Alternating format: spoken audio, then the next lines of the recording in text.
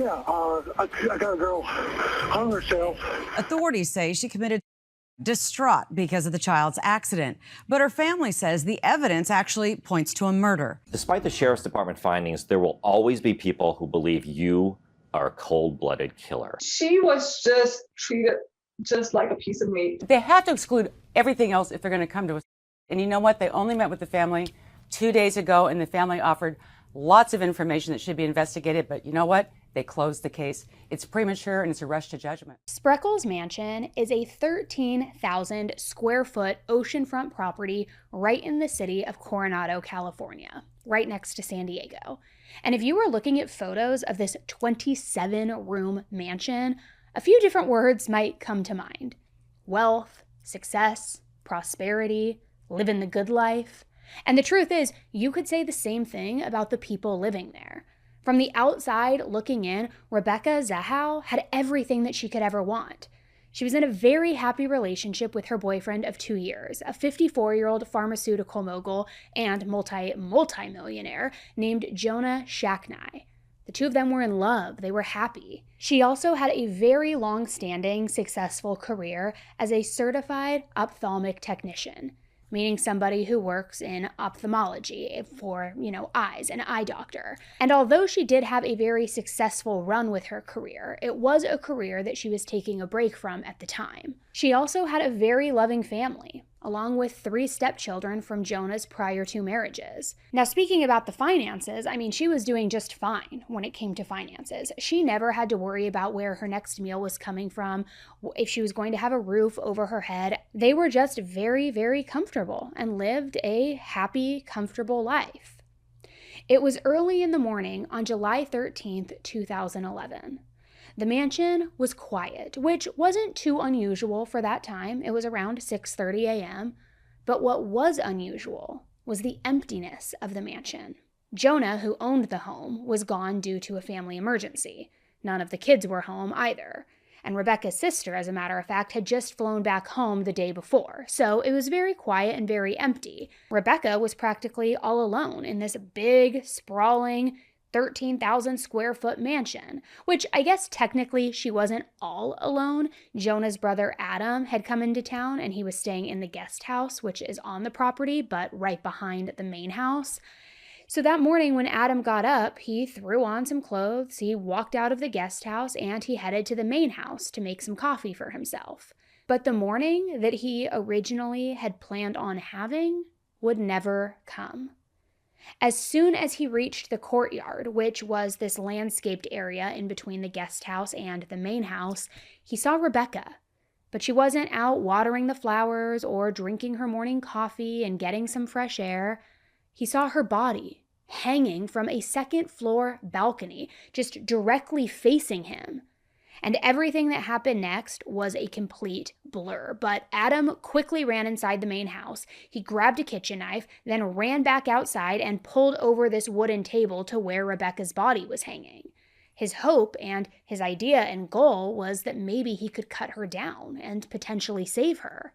Adam probably hadn't even had a chance to take into consideration how long she had potentially been there, or even consider how lifeless her body looked.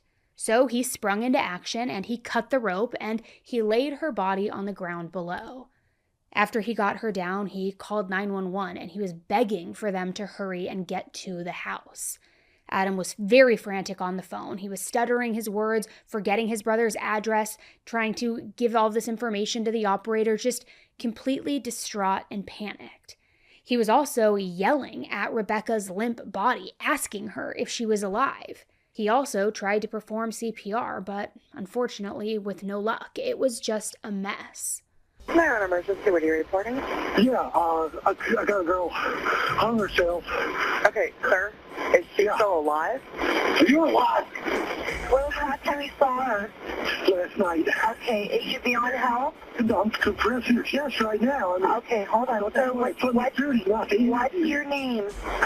Adam Shackner. Okay, listen to me. Help is coming right now. Now, I think he realized the severity of the situation. He didn't need to be a first responder to know that Rebecca was gone.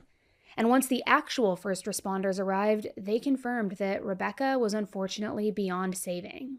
The official documents state that the police department was the first to show up and that they tried to perform CPR. Then the fire department came, and when they arrived, they noticed that there were signs of rigor mortis in her jaw. So they called CPR off because of that. I mean, it was clear that she was deceased and that she had been for quite some time when Adam had found her. And Rebecca was only 32 years old, still so young with so much life ahead of her. But by the time anyone had found her, it was too late. Now, there is no doubt her death was a very tragic death. But was her death actually self-inflicted? Because the more that the investigators looked into it, the more that they weren't so sure. I'm Annie Elise. This is 10 to Life. Let's jump right in.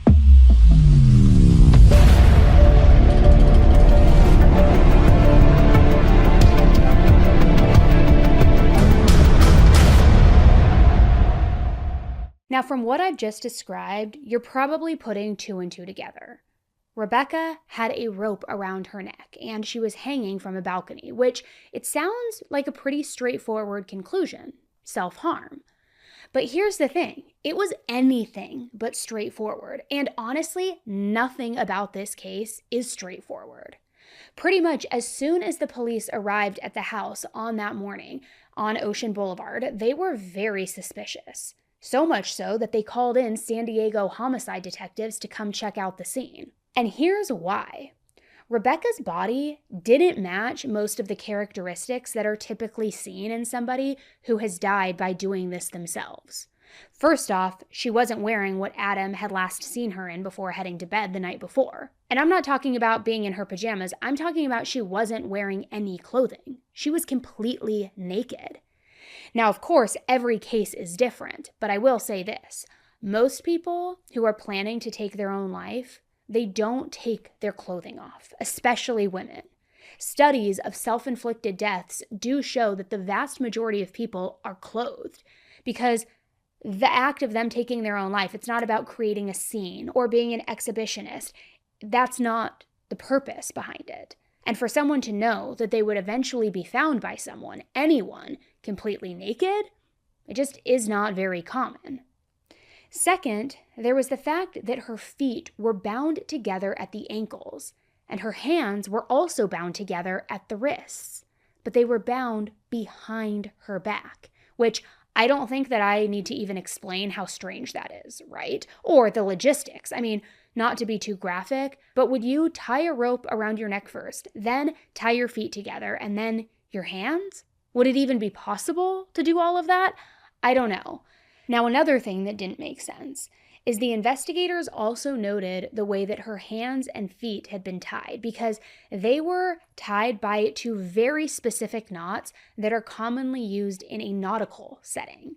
They're called an overhand and a clove hitch knot, which I tried to look up the difficulty level of tying something like these knots, and it's a little bit hit or miss with the answers, I'll be honest. Some sites say that they are very difficult and very complex, but some say that anybody can learn them in just a few simple steps. So, I mean, it didn't really answer my question, but still very specific types of knots, not just your regular shoe kind of knot if you're tying your shoes. And feel free to chime in the comment section if you're familiar with either of these types of knots. I'm not, because I have not spent a lot of time on boats. But regardless of whether it's complicated or easy, I still can't comprehend doing it behind your own back. I would think that even trying to tie a simple knot behind your back would be difficult. But as you'll see here shortly, not everybody agrees with me on that. There are a lot of people who say that you can do it on your own. But that's not even all of the weird stuff, and I don't want to get too caught up in all of that, because another weird thing is that Adam told the investigators that when he pulled Rebecca's body down, she had been gagged. Specifically, some kind of blue cloth had been stuffed inside her mouth. Now, initially, I wondered if it was maybe something like a small washcloth, but the court documents described it as part of a blue t-shirt, and then the rest of the shirt was wrapped around her lower face and tied behind her head, which I think that it is a very interesting detail just by itself. But then couple that with the knots and her hands behind her back, her feet being bound. I mean, why go through with the trouble of doing any of this? But especially, why shove part of a shirt inside your mouth? It's just super strange, right? At least super strange if this was a case of a woman taking her own life. Homicide, though? Then it's not strange at all. Now, I guess you could argue that maybe Rebecca did it so that she wouldn't yell out and wake Adam up in case he then tried to come in and save her and foil the plan. But if I'm being honest, that also sounds pretty ridiculous, even just saying it out loud. This was just something that is not typically seen in these kinds of self-inflicted incidents. Apparently, though, after cutting her down from the balcony, Adam then decided to take the shirt out of Rebecca's mouth, trying to perform CPR on her. So that evidence, the t-shirt evidence, is what I'm referring to. It had been tampered with a little bit and messed up because Adam had touched it and removed it. Now, as if all of that isn't wild enough, there was one more thing that had the investigators completely baffled. On the second floor, there was the room with the balcony where Rebecca was hanging from. And on the outside of that bedroom door, the side that would be facing the hallway, there was a very strange and ominous message. It said, quote, "She saved him. Can you save her?" Which, I mean, take a second to let that really sink in. It's literally something out of like a Criminal Minds episode. She saved him. Can he save her? And the message was written in black paint in all capital letters, and there was a paintbrush with hardened black paint still on the end of it, just lying on the floor of the bedroom. Which, if Rebecca had done this to herself, that would be one hell of a goodbye note and farewell note. I mean, we have heard of notes being left behind, absolutely, whether it's a handwritten note, a note on the computer, a text message, whatever it may be. But to take black paint and write this ominous message on the outside of the bedroom door, and then couple that again with all of the weird ways in which Rebecca's body was found, it's bizarre. Investigators also noted that there were multiple knives just lying on the bedroom floor, which seemed kind of weird because there weren't any stab wounds to Rebecca's body. So it was odd that they were even there. Why would you just have knives scattered around the bedroom? So all of that to say, something, or really multiple things, were just off from the jump in this case. This didn't really look like somebody who took their own life. And yet, there were still so many clues to be discovered inside the house that would say the complete opposite. A whole investigation ensued, and one main question remained. Had Rebecca done this to herself? Or had someone killed her and then tried to make her death look like an accident, look self-inflicted? So like with any investigation, the detectives started to look into a few different things in Rebecca's life. Her backstory, her relationships, what was going on in her life at the time of her death, all those kinds of things. All of, the main things that you would look to for answers. Rebecca was a Burmese-American immigrant, and she was born in Myanmar and had lived in a few different countries, but she had been living in the US for around a decade at the time of her death. And she was someone who was described as being kind and just having a very warm personality. Family also was just everything to her. She also had a pretty great work ethic too. I mean, you would have to really support that kind of lifestyle and pay the bills, but there was more to it than that. Even at 32 years old, she wanted to be able to take care of her parents financially. She wanted to just have that ownership and that proudness of doing so. She and her older sister Mary had agreed that they would both pitch in, that they would both help out when it came to their parents' bills. And Rebecca was very appreciative of her parents and appreciative of everything that they had done for her growing up. So it was really important to her that her parents never struggled, especially after coming to America. And everyone in her family agreed that Rebecca was pretty much the glue of the family. And I think that that can really say a lot about a person. Now, Rebecca was living and working in Arizona when she first met Jonah back in 2009. Her career was always something that she was very, very passionate about, as I mentioned. But after meeting Jonah and things getting pretty serious pretty quickly, she quit her job in order to spend more time with him and with his kids. Now, you see, as I mentioned earlier, Jonah was loaded. For reference, he was the CEO of a pharmaceutical company that ended up selling in 2012 for a lot of money. Some sources said $2.6 billion, and some said $2.8 billion. But either way, at least $2.5 billion. And he primarily lived in Arizona, but he had this second home/vacation home in Coronado. He and his second wife had bought it, hoping to beat the Arizona summer heat by being on the West Coast and, right there on the water, getting the perfect ocean breeze coming in.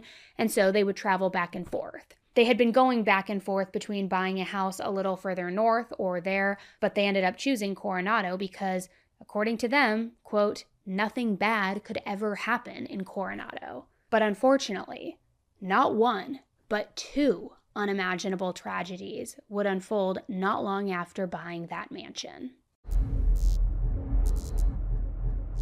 Everywhere you look right now, people are talking about GLP-1s. I mean, they're huge, but not everybody wants a prescription or injections or the side effects that come with them. And Veracity created something different, an all-natural option designed to help support metabolism, energy, appetite control, and hormonal balance. Veracity's Metabolism Ignite is made with ingredients like hibiscus extracts, green coffee bean extract, magnesium, a clinically backed combination of all these ingredients that's shown to help boost metabolism and support appetite control.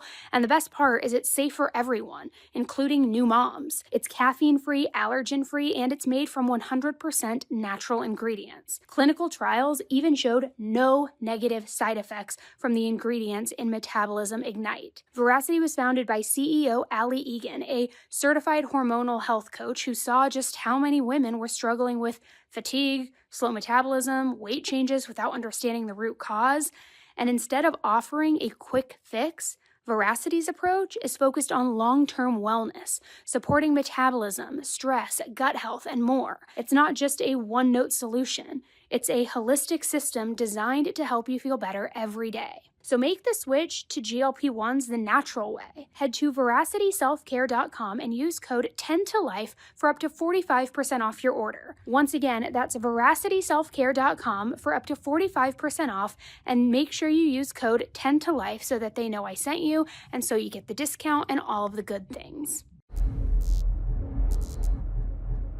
To understand Rebecca's death, you really have to backtrack a little bit because there was an equally traumatic event for the family just days before she was found.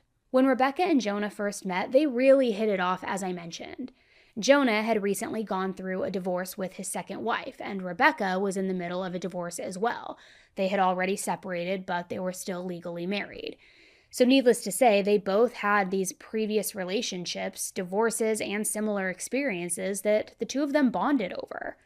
But when Jonah and his kids packed up for the summer to then go be in California in the Coronado mansion, Rebecca was all alone back in Arizona. And it was okay for a while, but eventually it got old. Being that far away from each other for long periods of time during the year, it wasn't something that either one of them wanted to do any longer. So, in December of 2010, Rebecca moved in with Jonah. And she was very excited for this new chapter of her life and to experience it with Jonah and his family. And Jonah had 3 kids. His oldest 2 were from his first marriage, and they were teenagers by the time Jonah and Rebecca got together. But for whatever reason, they were kind of put off by Rebecca. One source said that they resented her, which certainly is possible. I think that those are very important years when you're a teenager, and feeling like a woman or even a man is stepping in to replace your parent can be jarring, and it can lead to resentment. Absolutely. I think that it can be very difficult to navigate, and I think it's pretty common. I mean, maybe they didn't like that their dad was with someone else, or maybe they didn't like that Rebecca was living with them. I don't really know. I can't speak for them.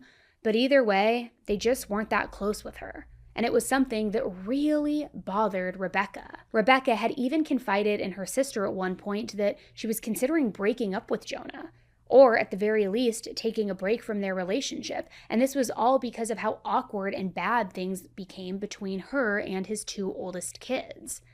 Now, her sister wasn't sure if this was something that Rebecca maybe ever actually laid out on the table for Jonah, or if maybe she was just venting, and this was just something that she was saying to her in the heat of the moment, just ranting and venting, not really meaning what she was saying. But either way, it was apparent that the rocky relationship between Rebecca and the oldest kids was something that had become pretty hard to manage. Rebecca really cared about Jonah, so of course she wanted his 2 oldest kids to like her. I mean, that's a huge make or break kind of thing in a relationship, and she didn't know how to navigate it. Now, her relationship with Jonah's youngest, Max, that one was different. Max was much younger, only 4 years old when Rebecca and Jonah got together. And Max really liked Rebecca a lot. She cooked for him, she read him books, she played with him. And at that age, I don't think that they really care as much as long as you're willing to just kind of get your hands dirty, play with them, give them constant attention and love and laughter and happiness. And they really got along well. So much so that Rebecca and Max even got into a routine where Max didn't want his dad to fix him breakfast or take him to soccer practice. He wanted Rebecca to do it, and she loved doing it. So the 2 of them were extremely close. And I'm sure that Rebecca even saw him as her own in a way, which was why what I'm about to get to next was extremely hard and a huge point of contention in this entire case. Because on Monday, July 11th, 2011, tragedy struck. Since it was summertime, Jonah, his 3 kids, and Rebecca, and even Rebecca's little sister who had come into town, were all in Coronado for the summer. And that day in particular, Jonah's oldest 2 kids actually had flights back to the East Coast so that they could be with their mom. So it was going to be Jonah, Max, Rebecca, and Rebecca's younger sister. So Jonah dropped them off at the airport. Then he went to the gym afterwards to squeeze a workout in. The gym was only a few blocks away from the house. And Rebecca was with Max, which remember, Rebecca spent plenty of time alone with Max. So this wasn't unusual or out of the ordinary or anything, bizarre. So that left Rebecca, her little sister, 13-year-old Zena, and Max together at the house. Now, during his workout, Jonah felt his phone vibrating, and he saw that Rebecca was trying to get a hold of him. But when he answered the phone, he couldn't even make out what she was saying. She was hysterical. Her words were jumbling together between actual words and screams. And he had no idea what she was saying, but he knew that something was wrong. So he rushed home as fast as he could, only to be greeted by an ambulance in front of the house. And this ambulance was loading his then 6-year-old son Max into the back of it. It was awful. And Rebecca had explained that she had been in one of the bathrooms downstairs and that Zena was taking a shower in another upstairs bathroom. Max was playing upstairs on his own during this time. And while she was in the middle of using the bathroom, Rebecca had heard something very loud. And at first, she thought that maybe it was just something dropping on the floor, like a lamp or a vase. She even considered that maybe it was their dog barking in the distance. I mean, remember, this was a huge house. But when she got out of the bathroom, she saw that it was something so much worse than that. Max was lying right there in the middle of the foyer next to the staircase, and he was really badly injured. It looked like he had possibly been in the middle of playing when just tragedy erupted. There were a few soccer balls next to him because remember, soccer was his favorite sport, and then he also had his scooter just lying there on his leg. So maybe he had been trying to perform some sort of stunt? I don't know. I mean, you know how kids can be like, oh, I'm going to try and kick the ball while spinning on my scooter and jumping or something like that. Maybe he was trying to do both. I don't really know. But there was also a chandelier on the floor next to him. And it was shattered, just completely broken into thousands of tiny pieces, which based on everything at the scene, it seemed like maybe Max had fallen over the staircase railing that was above, maybe while he was riding his scooter, and then he landed on the floor below. And I say seemed because there's actually a lot more that goes into this, but for right now, I kind of just want to stick a pin in all of that, and all you need to know is that Max had a really bad accident while under the care of Rebecca. Rebecca said that by the time that she found him, Max was conscious, but barely. All he was able to say was the word ocean, which was the name of the family dog. By the time the paramedics arrived, he was no longer breathing and he didn't have a pulse. Luckily, they were able to get his heart going again, and he was taken to the hospital where he then was put into a medically induced coma. And even though he was luckily still alive, he was in really bad shape. Max's mom, Dina, and Dina's sister, Nina, flew in immediately to be with him. And Jonah's brother Adam also came into town as soon as he heard the news. I mean, it was definitely an all hands on deck type of situation. And everybody, of course, wanted to be there emotionally as support for Jonah and Dina while they waited to see if Max would recover. The situation was devastating for everyone involved. Nobody ever wants to see a child that they love hurt or in the hospital, let alone in a coma with a prognosis that still is up in the air. Now, as for Rebecca, it seemed like she was doing her best to handle things, to get through this. I mean, she was the one who was supposed to be watching Max when all of this happened, when he had this horrible accident. So she was trying to be there for everyone in Max's family, while also trying to navigate giving them space when they needed it. It was a very difficult decision to navigate, but she was trying her best. And I will say, her exact demeanor during this time, it really depends on who you ask. Because Dina's sister and Max's aunt, Nina, said that she felt like Rebecca was acting weird. Apparently, Rebecca had been the one to pick up Nina from the airport, and Nina had only met Rebecca once or twice at this point. But she said that Rebecca greeted her with a really big hug and that she told her that she was so glad that she was here. Which, I have to say, kind of feels normal to me, especially in a very emotionally enhanced moment. But she recalls that when she was trying to get to more details on what happened to Max and where exactly Max fell from, Rebecca told her twice that he had fallen from the bedroom, which Nina didn't really understand. How do you fall from a bedroom, right? Now, as for Adam, Adam said that to him, Rebecca just seemed quiet and a bit withdrawn, which, whether or not you think that these reactions are weird or not, might just vary person to person, totally open to interpretation. But some of them saying she felt a little off, what she was saying wasn't making sense. No, she just seemed like she was extra quiet, giving space. It really could go either way. But then there was a very big change. The doctors had been monitoring Max ever since the accident, and they had been working on a possible treatment plan. But sometime either in the late evening hours of the 12th or the very early morning hours of the 13th, there was some very difficult news. Dina and Jonah had been told by the medical professionals at the hospital that there really wasn't anything else that they could do for Max. His injuries were just too bad. So heartbroken, Jonah called Rebecca to talk to her and tell her the news. But like I said, it was pretty late at night or early morning hours, middle of the night, so Rebecca didn't answer her phone. And to be fair, maybe she was already asleep. But all to say, it was at 12:30 a.m. on the 13th when Jonah left a voicemail quickly explaining to Rebecca that Max was not going to make it. And Rebecca's phone records showed that she listened to this voicemail for approximately 2 minutes at 12:50 a.m. Now, at this point, this was just 2 hours before Rebecca's estimated time of death. Which, just to reference the timeline here, Max's accident was on the 11th. The voicemail was left technically on the 13th, which was also just hours before Rebecca's time of death, and ultimately when her body was found by Adam, the brother. Adam even said on the 911 call when he found Rebecca's body, quote, "It's the same place that you got the kid yesterday," because he was trying to describe where Rebecca was. And obviously, he had gotten his days a little bit mixed up. It had been technically 2 days prior, but still. Now, right off the bat, when considering the events that were happening in Rebecca's life, there were 2 questions that came to my mind. Could she have ended her life because she felt so awful about what had happened to Max while in her care? Or could someone have killed her, angry that Max had gotten hurt while on her watch? Now, like I said, the investigators already had their suspicions, but Jonah, he didn't really seem to share them. And that's not to say he wasn't devastated, but he handled it in a way where it seemed like it almost made sense to him. A couple of investigators went to the hospital where Max was because they wanted to interview Jonah on the day that Rebecca's body was discovered. And what he said to them was pretty interesting. He seemed upset, but not totally shocked by it.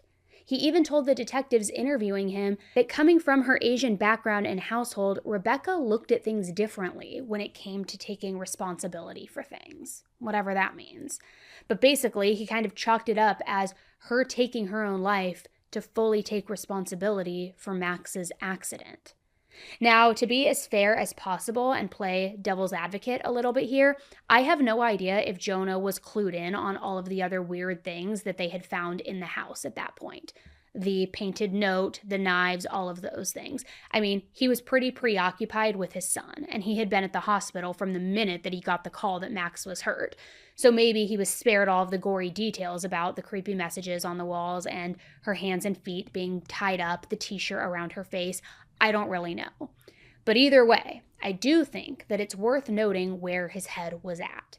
Because on the other side of things, there was Rebecca's family, and they were all extremely shocked by her death. Jonah was putting things in the context of Rebecca's Asian heritage, which her family members surely would understand that if that was true, right? But to them, none of that made any sense. Of course she was close to Max, and of course she would have felt horrible, but to take her own life? It seemed like a pretty big stretch to her family. They also brought up a few different points and a few different arguments. For one, Rebecca was what they described as being, quote, a health nut. She was extremely fit. She was always watching what she ate, and she was always working out. And her sister said that a lot of the times she wouldn't even splurge on a glass of wine at dinner because she thought that it was a waste of calories. She was just always watching what she put in her body. She'd rather be drinking a protein shake. So their thought process was that for someone to care so much about wellness, their body, their health, it was weird for her to then end her own life. Which, sure, I do get that to a degree. But more importantly, they also argue that she had never had any mental health issues, and she had never showed any signs of ever even considering taking her own life. Rebecca's sister Mary also said that she talked to Rebecca the night before her death, and that while she was of course not her happiest self due to everything that was going on with Max, she was nowhere near about to take her own life. She even told Mary that she was planning to take Jonah some things the following morning, and that she was going to call their mom on the way to the hospital. She was making plans for the following day, which Mary considered those to be plans for the future. And she said she didn't feel like Rebecca would have even bothered saying all of those things if she knew that she was going to take her own life. And I think that all of those arguments are complex, if I'm going to be fair, and I don't want to invalidate how her family feels. However, as we know and have seen, sometimes that's just how it is in cases of people taking their own lives. They don't want people to worry. They don't want them to know what's going on, or it's a decision that they don't even know what they're planning until the very moment that they decide to execute this plan. And I'm not saying that that's the case with Rebecca, certainly not, but it does get a little bit tricky when you're talking about all of this, because self-harm is a very unpredictable thing. Now, it wasn't just Rebecca's family who spoke up in her defense, not at all. Apparently, even her ex-husband spoke up and said that this was definitely out of character for her, and he just didn't really believe it himself. You still are firmly of the opinion that your sister did not harm herself. Can you tell us what your thoughts are? Yes, I believe that my sister did not commit a... Pardon? Do you have a theory about what did happen? I believe that my sister was murdered. And have you talked to your sister recently, or prior to this event? Had there been a conversation with her? And did she sound depressed? Did she ever have depression? Has she ever been prone to self-harm? Can you give us those sorts of details? My sister never had a psychiatric problem, never been on psychiatric medications, and never have attempted, let alone talk about harming herself. Now, none of this was factual proof or evidence against the theory of Rebecca taking her own life. But it was interesting to at least note. And that's not even considering everything that was inside that house. This was all just purely based on people knowing Rebecca on a personal level. Which, while we're on the topic of the house, I do want to go over some things. I described the crime scene earlier, and some of the weirder things that were found in the house. But I also have to share some of the things that began to make the investigators wonder if they had this entire thing wrong. The holidays are basically a trap for all of us. I'm talking cookies everywhere, giant family meals, random charcuterie boards just appearing out of thin air. And it's almost like the entire month slowly but surely becomes a competition to see who can power through the most sugar without falling asleep on the couch. But that is where Kachava makes things easier. Kachava is an all-in-one nutrition shake that is designed for real life, especially during a season when most meals look like, a casserole crime scene. And now they've dropped a new limited edition flavor, chocolate mint. So think like rich chocolate, refreshing mint, and everything that you need to actually fuel your day, not derail it. And Kachava isn't just about flavor. Each shake delivers 25 grams of 100% plant-based protein and a full lineup of vitamins, minerals, fiber, probiotics, enzymes, all the good stuff. The ingredients support energy, digestion, metabolism, cognition, strength, immunity. Basically your whole system gets backup while your schedule just kind of like goes off the rails. And there are 6 core flavors: chocolate, vanilla, chai, matcha, coconut acai, and strawberry. And the shakes are made without artificial flavors, colors, sweeteners, gluten, soy, or preservatives. It's a real nutrition without the usual trade-off that you see. So slay your holiday cravings with killer nutrition. Go to Kachava.com and use code 10toLife for 15% off your next order. That's Kachava, Kachava.com, code 10toLife for 15% off. Maybe Rebecca's death was a straightforward case of being self-inflicted after all. The second-story bedroom that Rebecca was found hanging from wasn't really one of significance. It was a smaller room and didn't really get much use. You could also kind of call it a guest bedroom. And maybe that's what it actually was, but in a house that big with an entire guest house on the property, I don't know if it was ever actually used, which is beside the point, but just trying to explain the layout and the different rooms. But one of the balcony doors was open. One of the doors was still shut. And the red rope that was found around Rebecca's neck was attached to one of the legs of the bed, as well as the bed frame. So she was hanging from the balcony area, but the rope itself wasn't actually attached to the balcony railings or anywhere on the balcony.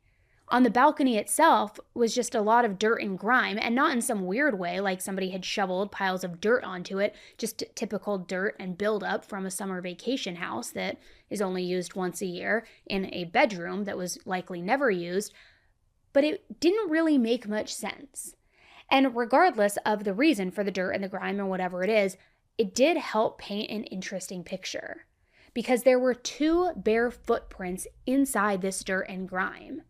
The prints started at the balcony door, standing together in kind of like a V formation, and then they made their way right over to the balcony railing. And like I mentioned before, Rebecca was completely naked when she was found, which included her feet. She didn't have any socks on or any shoes, so these bare footprints matched up and were concluded to be hers.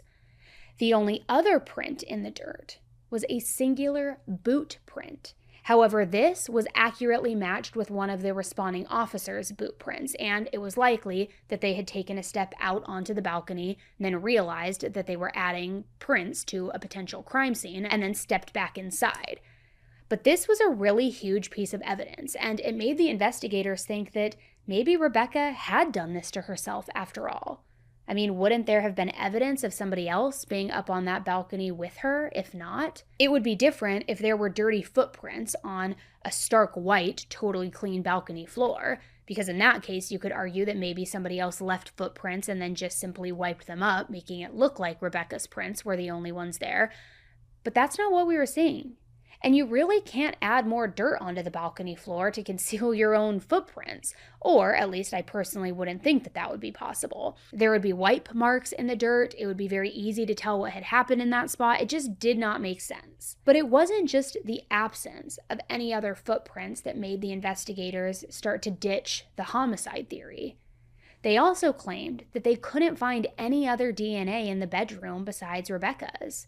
So they really started to switch gears when it came to their theories as to what really had happened here. And then, a few months later, when Rebecca's autopsy came back, it only supported this new theory of her actually taking her own life. First, the autopsy report noted that there was an atypical mark on her neck. And these kinds of injuries are pretty consistent with the strong force that would have taken place and that would have been applied to the neck if she had, say, jumped from the balcony with that rope attached around her neck.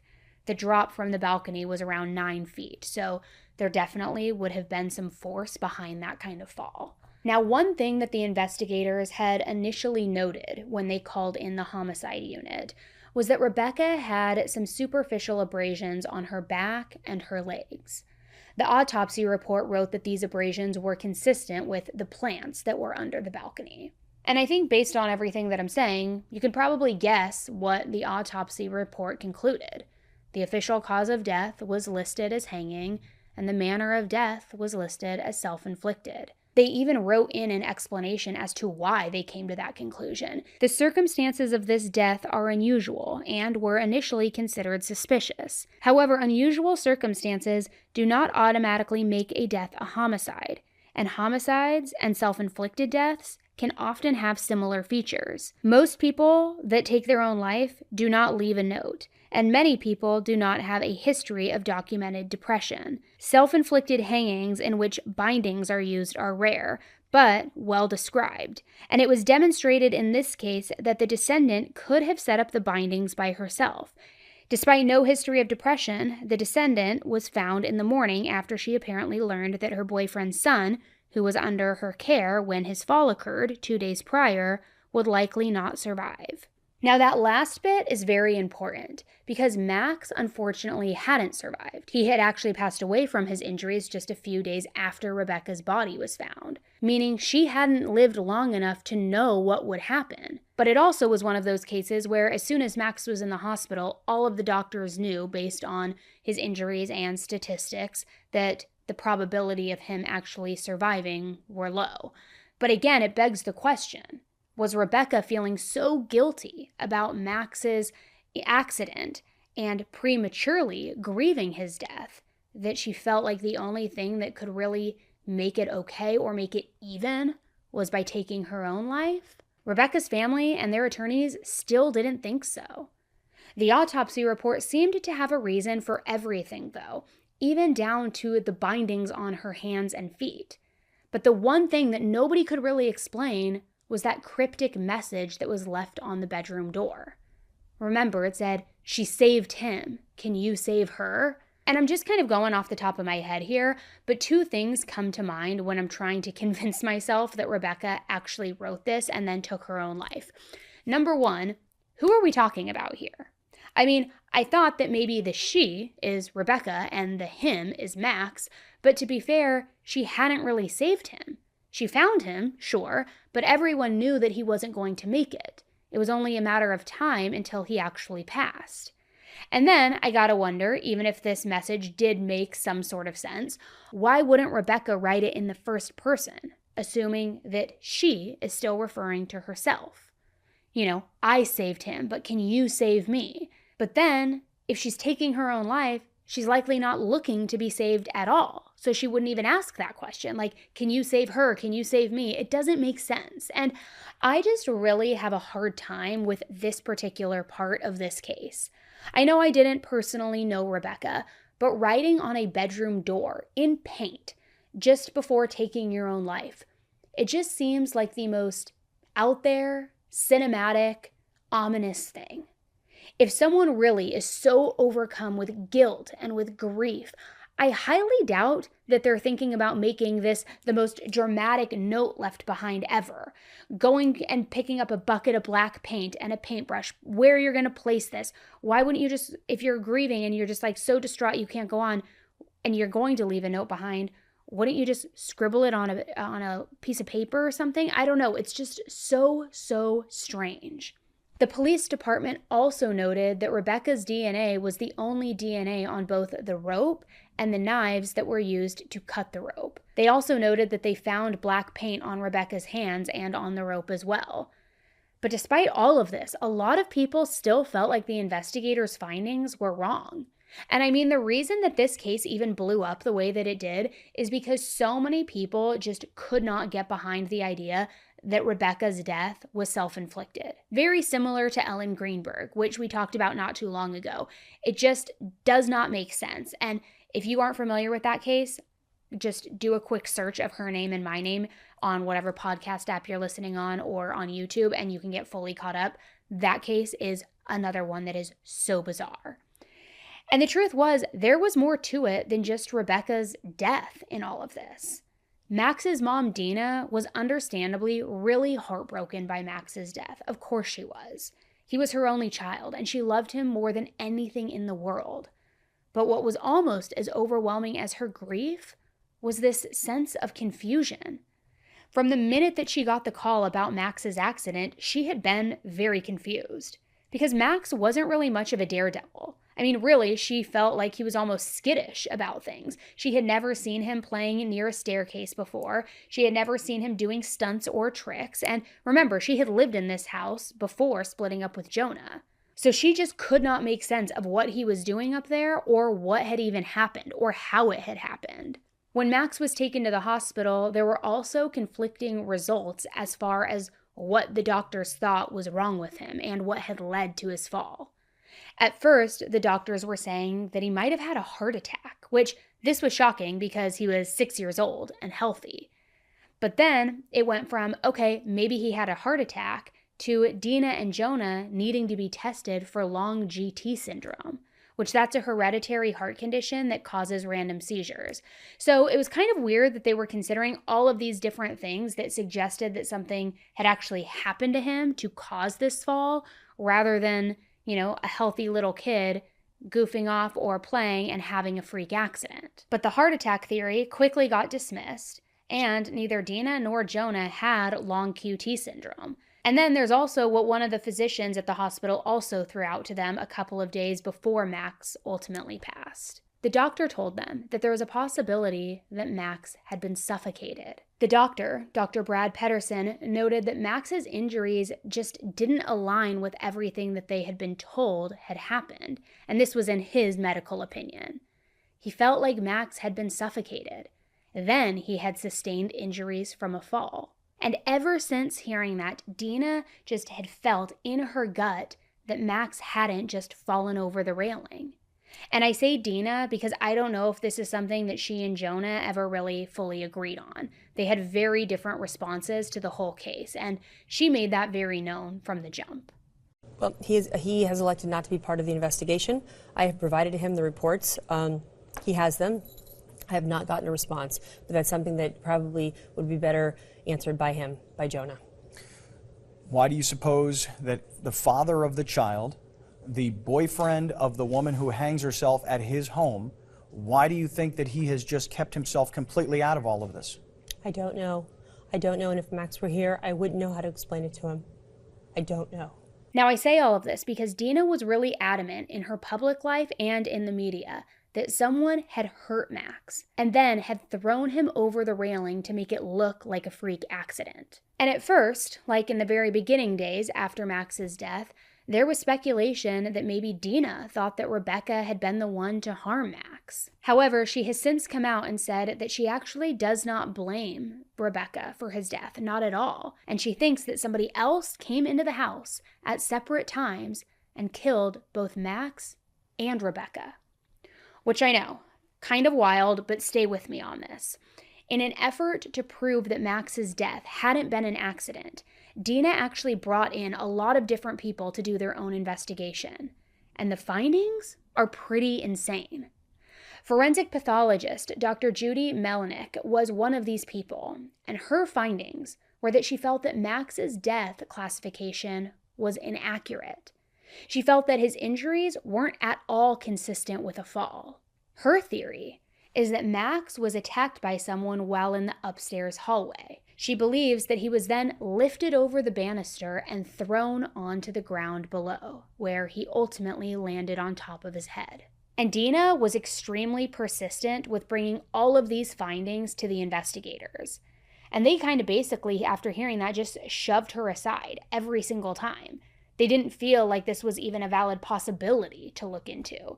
They just saw her as a distraught mom who was grieving and ultimately in denial about her son's death.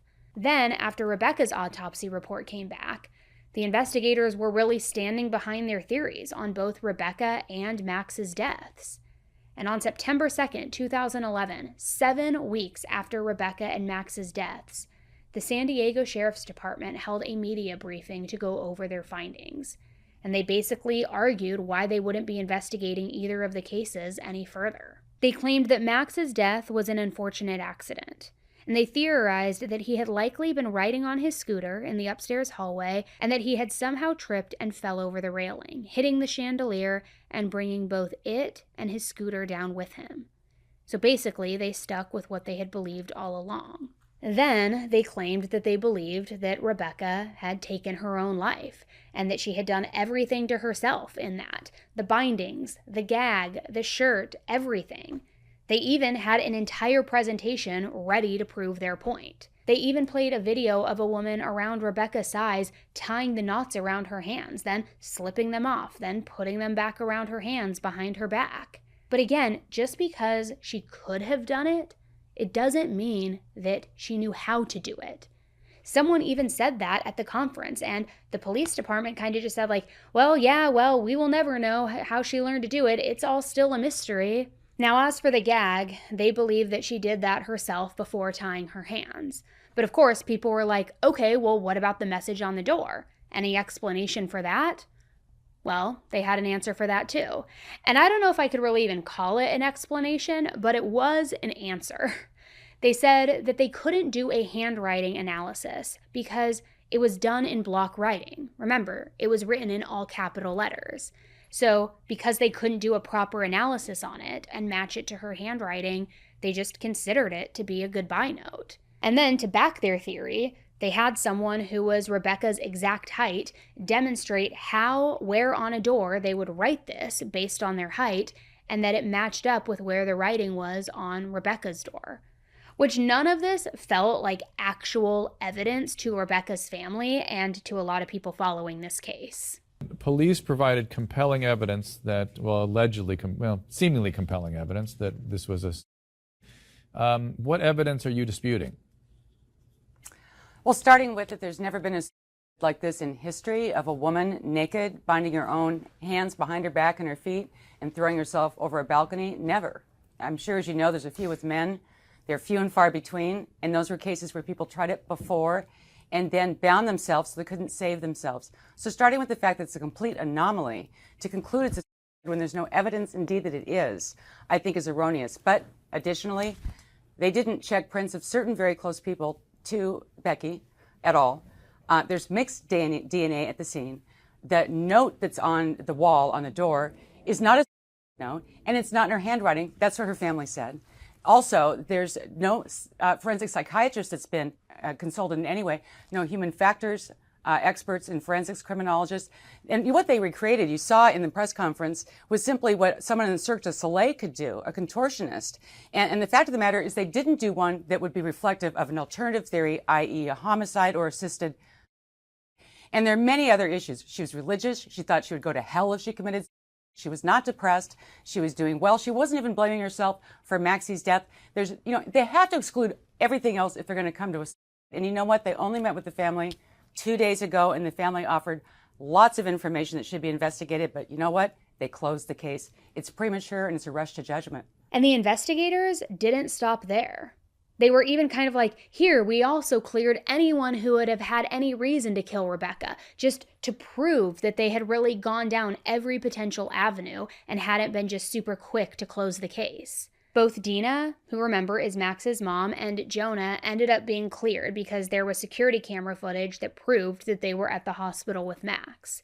Rebecca's ex-husband was also cleared by security camera footage, which showed that he was at a gym all the way back in Arizona at the time of her death. So with all of them ruled out, that really only left one other potential person who could have done this.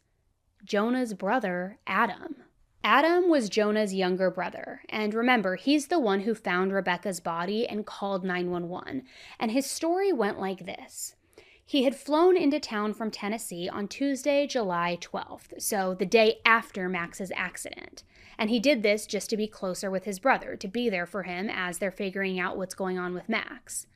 On the evening of the 12th, Adam, Jonah, and Rebecca all grabbed dinner together before Jonah went back to the hospital to be with Dina and be with Max. And Adam claimed that Rebecca was pretty quiet that night. Remember, he even said that she was a little bit depressed, which wouldn't have been too out of the ordinary given the circumstances. He said that she kind of just picked at her food, she didn't really seem very hungry, but again, I doubt any of them really had much of an appetite given the circumstances. So then it was only Adam and Rebecca that went back to the house. But Adam decided to stay in the guest house, trying to give Rebecca some privacy. He claimed that they had a pretty decent conversation before he went to the guest house and was heading off to bed, and that was that. He told her that he knew a thing or two about grief and that he had gone through all of the complicated emotions when his mom died. He even told her that if she ever needed someone to talk to, he was there for her. And he said that this whole conversation was around 8 p.m. Then he told her goodnight, he went to the guest house, and he called his girlfriend to check in with her and to update her on the situation. After that, he took an Ambien, a sleeping pill, and he went right to sleep. Then, as we know, it was first thing the next morning when he found Rebecca hanging there. Now, here's the one difference between Adam's alibi and everybody else's alibi. Everyone else had actual security camera footage to back up their stories. Adam just had his word, and his word alone. Now, I did wonder if there were any security cameras on the property, but apparently there weren't. Which you would think with a house that big, security cameras would be like a must-have, but I guess not. So the point is, all Adam had was his word, and that's not always good enough. So in an effort to prove that Adam wasn't involved and that Rebecca had taken her own life, the police department took a DNA sample from Adam, and they also had him perform a polygraph test. Now here's the interesting thing about that. His test results actually came back as inconclusive. So really, it hadn't cleared him. However, the police department decided just to call it a day and let him fly back to Tennessee anyway. Because remember, their minds were made up. Rebecca had done this to herself. And the polygraph test really was just to kind of get the media and the public off their backs. And when it came back as inconclusive, they were kind of just like, oh, well, we tried, And as we know, polys are inadmissible in court anyway. But this still wasn't good enough for anyone, especially not for Rebecca's family. And as the years went on, they created their own theory.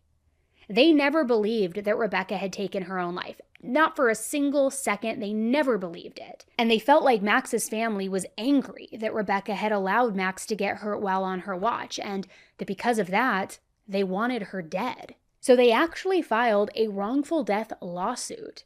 They filed this against both Adam and Max's mom, Dina. And this lawsuit claimed that the two of them conspired together to kill Rebecca. Now, Jonah's name, for whatever reason, was not mentioned in this lawsuit. It was just the two of them that they allege colluded together. However, this specific lawsuit, it didn't last very long. Because remember, there was video footage proving that Dina was at the hospital with Jonah and Max. Plus, there was no evidence of Dina and Adam having some sort of back and forth about any of it, or being angry together and wanting to get revenge. Dina just wanted to be at the hospital with her baby in his final moments. And actually, since she was dismissed from the suit, she has come out and said that she doesn't blame Rebecca's family for thinking that she was somehow involved in Rebecca's death. Remember, in the very beginning, she had blamed Rebecca for Max's death. So really, she and Rebecca's family, they were a lot more alike than not. They both were people who felt like their loved ones were killed and they just were desperate for answers. Dina has actually tried to team up with Rebecca's family to get them more answers, but apparently they were pretty reluctant and they didn't really like the idea of that. However, none of that got Adam off the hook. And as time went on, Rebecca's family became more and more convinced that he had been responsible for Rebecca's death. And they felt this way for a lot of reasons. First, he really didn't have an alibi, like I mentioned earlier. There was no proof that he had ever gone into that separate guest house at all. And then there was also the polygraph test that came back with inconclusive results. And so Rebecca's family believes that when Adam and Rebecca returned to the house that night and got home after eating dinner with Jonah, that the two of them got into an argument, and that this argument was likely about Max's fall. They then believe that Adam sexually assaulted Rebecca and killed her, setting up the scene to make it look like it was self-inflicted. Now, one thing that was very important to note for all of this is that for years, Adam had worked on the Mississippi River as a tugboat pilot. AKA, his job was very, very nautical. He would have likely known how to tie all of those intricate nautical knots, and that was a huge detail that Rebecca's family really clung to. And they didn't just believe this theory and then move on with their lives. They fought for justice, as any family would do if their loved one's death was suspicious. So they moved forward with the wrongful death suit, this time only naming Adam as the one responsible for her death. Now, it was quite a few years until things actually made it to the court, but in 2018, the suit finally made it to trial. The attorneys for Rebecca's family presented all of the evidence that they felt that they had against Adam. And in the end, the jurors voted 9-3 that Adam was in fact responsible for Rebecca's death. And he was ordered to pay Rebecca's mom $5.2 million in damages. It was 7 years in the making, and it was just a civil suit, but still, it felt like Rebecca was at least getting some sort of justice. Except that Adam maintained that he had nothing to do with her death. Let me just say this about, I've been living with, horrible false accusations. And yeah, they bother me, but I'll say this. The people I come in contact with, be it friends, coworkers, acquaintances, strangers, it's very gratifying to know that I've never come across one who thought for a second that I had anything to do with it. And yeah, it bothers me, but it doesn't bother anybody else because they know me and they see me for what I am. Did you kill Rebecca Zahau? That is a crazy. The answer is no. The answer is heck no. Despite the Sheriff's Department findings, there will always be people who believe you are a cold-blooded killer. How does that sit with you? It does not sit well if somebody thought that about you. You didn't do anything to Rebecca Zahau, did you? I didn't do anything to Rebecca Zahau. That's how I feel, if someone accused you of it, that's how it feels. It's exactly how it feels. Now, I understand the difference between civil suits and criminal cases. I think most of us do. However, you would think that by winning a wrongful death suit, that would mean that you had some pretty solid evidence to work with in a criminal case, right? Well, a few months after Rebecca's family won the civil suit, in April of 2018, the San Diego Sheriff's Department announced that they would not be reopening Rebecca's case and that they would not be changing the findings in Rebecca's case. It would remain self-inflicted, and there would be no homicide investigation at all, which pretty frustrating, right? Now, as for Max's death, the investigators really didn't even talk about it or bring it up after that press conference in 2011. It was an accident, and they weren't seeing it any other way. Yet I do want to say that to this day, Max's mom, Dina, still believes that something nefarious happened inside the mansion that night, the night of Max's accident, and she also believes that whoever killed Max came back to finish the job and killed Rebecca. It's also important to note that she doesn't personally believe that Adam had anything to do with it, but rather that it was a random third-party person that has never even been considered at all in any of this. Now, maybe this perpetrator thought that Rebecca saw something that day or knew something that she wasn't supposed to, so they killed her as well to clear off an eyewitness. Who knows? Now, Adam wanted to file an appeal on his case on the civil suit, but before he could, his insurance company decided on a settlement outside of court with Rebecca's family. And he described this whole thing as being almost behind his back, and he seemed super shocked by it, especially since it wasn't what he wanted to do. But ultimately, his civil case was dismissed with prejudice. Good that the judgment was vacated. At the same time, I would have rather have gone through the process of the appeal. Jonah has been pretty quiet since all of this. He remarried for a third time, and it's not exactly clear when, but he has seemingly moved on. In 2011, after the press conference that announced both Max and Rebecca's deaths weren't homicides, he wrote a letter to California's Attorney General, Kamala Harris at the time, asking for help. He essentially stated in the letter that he was convinced that Max's death was an accident and that Rebecca's was self-inflicted, but he realized that other people wanted more, and that because of that, a reevaluation of the cases, even if they found the same thing, would be the only way for everybody to move forward. This letter is 2 full pages long, so I don't want to read the whole thing, but I do want to include a very small portion, just so you can really see and understand why Jonah has been quiet for all of these years. He wrote, "Admittedly, the circumstances of Rebecca's death were so unusual and upsetting that it was difficult to accept the hard facts as they were presented. However, all of the evidence, including the information disclosed at the press conference and in the released materials, as well as certain other pertinent facts, helped to provide some much-needed explanation and context for the events that occurred." In another section, he wrote, "If your office believes any further investigative steps are warranted, then of course the interests of justice demand that they be pursued, and if your assessment serves to validate the September 2nd findings, then hopefully this matter can be resolved finally. To be clear, I have no reason to doubt the San Diego and Coronado authorities' findings, and I remain appreciative of their dedication and professionalism throughout this process. At the same time, I believe the only way to achieve some dignified resolution for everyone who has been touched by the horrible events of this summer will be through the efforts of your office."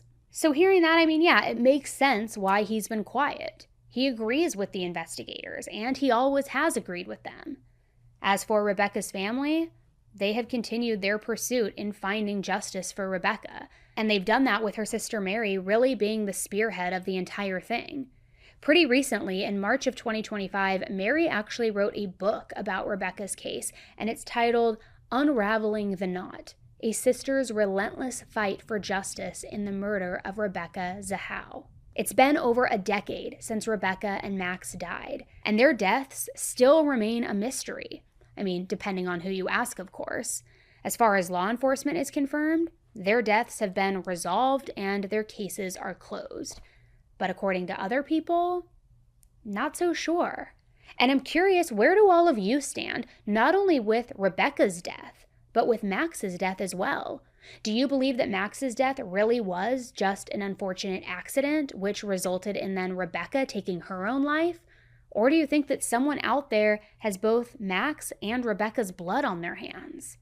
It's interesting, right? There are a lot of interesting nuances here, and I'll be honest, I'm not really quite sure what I believe. Thank you so much for tuning in to another episode. As a reminder, if you are listening to the podcast version of this, go ahead, take a quick second, whatever podcast app you're listening on, go to the corner and find the follow button. Press follow so that you don't miss any future episodes. Between this show and my other show, Serialously, we are dropping brand new cases every Monday, Tuesday, Thursday, and bonus episodes Friday. So you're going to want to make sure that you're following both of those to make sure you don't miss any. And if you're watching this over on YouTube, take a quick second, hit the subscribe button because everything is available here as well. But quick little mention for all my YouTube watchers, YouTube has been becoming more strict with their guidelines of what I'm allowed to say, what we're allowed to talk about, even when it comes to legal terms, medical terms, all of the things. So for uncensored versions of these cases, and in some cases extended versions because of things we have to cut out, you can always listen to those versions completely for free over on the podcast. All right, thank you guys again for tuning in. Don't forget, let me know in the comment section on YouTube and in the Q&A section on Spotify or the review section on Apple, what do you think about this case? Do you think that it's shady and there's more to it? Or do you think it is as cut and dry as the police say? Let me know. All right, thanks again, and until the next one, stay safe.